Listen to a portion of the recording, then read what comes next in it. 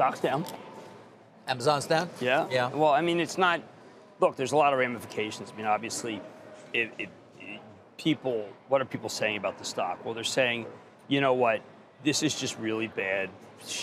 His soon-to-be ex, as we know, will be a big seller, and that's what people are actually saying. Now, what the heck do we know?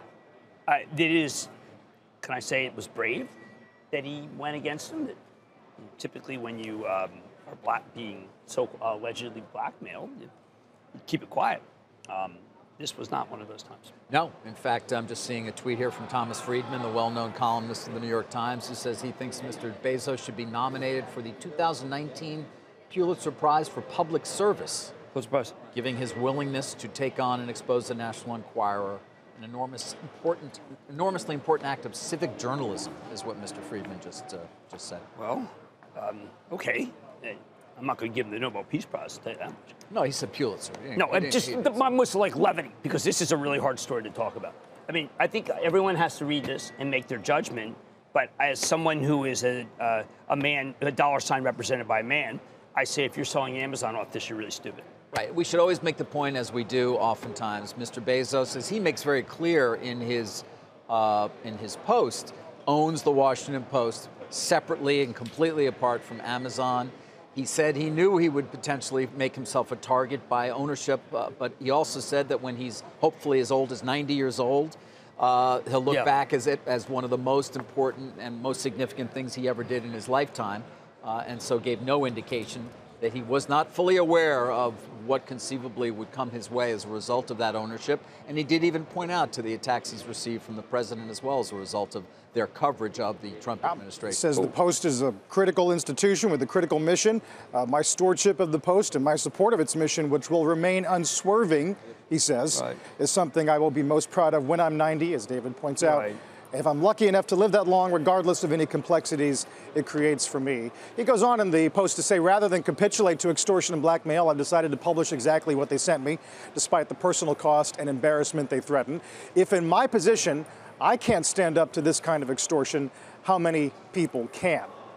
And underlying all of this is sort of the suggestion that, I don't know, this will be fleshed out in the days to come. Were these texts obtained via a government agency? Is that his belief? That's what I felt, that someone leaked, someone was able to get this that would normally not be able to get it. There's no chain. South seems to be mystified about how they got the text. No? No, he's got his longtime private investigator that he's had a relationship with, he says, for, 20 years on the case, working on it, trying to understand where they came from. But the key point, I think, is that he is obviously saying that this is not journalism that they do at the National Enquirer, it's extortion. Yeah, well, I mean, they thought, I love this. But not in the way they like. Any personal embarrassment could cause me takes a back seat because there's a much more important matter involved.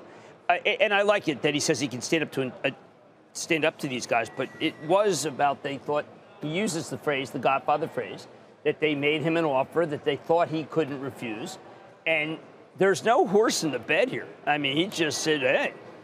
Well, this is the same. I mean, Mr. Pecker, the CEO, has a cooperation agreement. Yeah. Right, that seems why. Some say could now it be upended by all of with the catch and kill that they did on the story. Use catch and kill like you've heard of that before? President Trump's. What do you mean? We've been talking about this for a long time. Of course, I've heard about it only because of this. But the phrase. But McDougal, yeah. Well, it's still kind of astonishing to me because they targeted this. It's so obviously they targeted him, and it reminds me. I'm going to date myself here, but Nixon had an enemies list. Okay, and I had a friend who was he was number 4 on the enemies list, and he was so proud.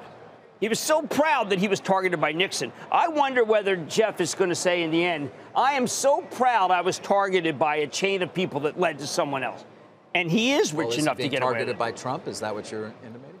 I would, David, I don't know. Yeah, we don't know either. I don't know. I'm trying to figure out. The president did tweet some things that indicated. They called him Jeff Bozo, of course. Bozo, that's very funny. At some point he thought he knew there was some dirt about Bezos?